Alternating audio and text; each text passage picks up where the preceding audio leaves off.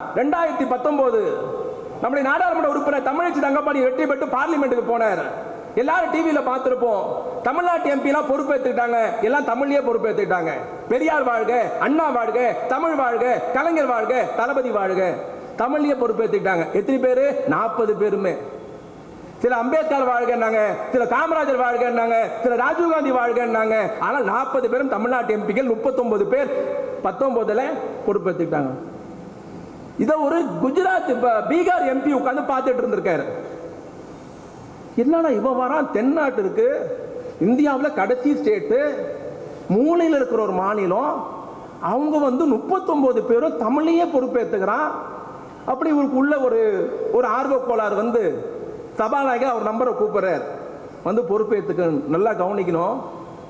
பீகார்ல இருந்து போன அந்த எம்பி என்ன பண்றாரு, பொறுப்பேற்றுக்க சொல்ல இங்கிலீஷ்ல பொறுப்பேற்றுக்கல, ஹிந்தியில பொறுப்பேற்றுக்கல, போஜ்பூரி மொழியில பொறுப்பேற்றுக்கிறார். போஜ்பூரினா பீகார் மாநிலத்துடைய சொந்த மொழி, பீகாரியோடைய மொழி. அவர் போஜ்பூரியில பொறுப்பேற்ற ஆரம்பிச்ச உடனே சபாநாயகர் நில்லு நில்லு, என்ன மொழி இதுன்றார்.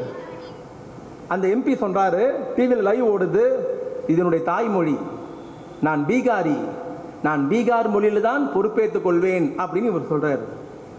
உடனே சபாநாயகர் சொல்றாரு, நீங்க அதெல்லாம் ஏத்துக்க முடியாது.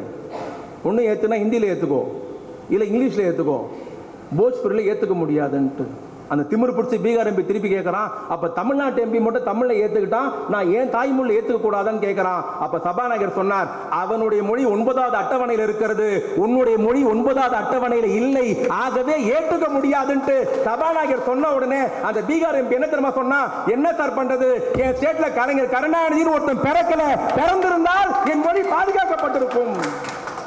இங்க இருக்கிற சீமான் சாமான் தெரியுமா அதெல்லாம்? இது நடந்தது பார்லிமெண்ட்ல, நிகழ்ச்சி பதிவாகி இருக்கிறது. 65ல போராட்டம். நாம் சிந்திய ரத்தம் கொஞ்சமானதல்ல, நாம் கொடுத்த பலி கொஞ்சமான பலி அல்ல, நாம் சந்தித்த போராட்டம் சிறைச்சாலையில் அடக்குமுறை கொஞ்சமானதல்ல. கீழப்புல சின்னசாமியும் ராஜேந்திரனும் எத்தனை பேர் தீக்குளித்தார்கள். இந்த மொழிக்காக, உலகத்திலேயே ஒரு மொழிக்காக தன்னை வருத்தி கொண்ட ஒரே இனம் தமிழ் இனம், வருத்தி கொண்ட ஒரே கட்சி திமுக தான் என்பதை இங்கு பெருமையோடு பதிவு செய்ய கடமைப்பட்டிருக்கிறேன். போராட்டம், வரலாறு, துப்பாக்கி சூடு, அடக்குமுறை, 200 பேர் செத்து போகிறார்கள். வேறு வழி இல்லாமல் அன்றைய மோடி சாஸ்திரி அரசாங்கம் இந்தி திணிப்பை நிறுத்தி வைத்தது.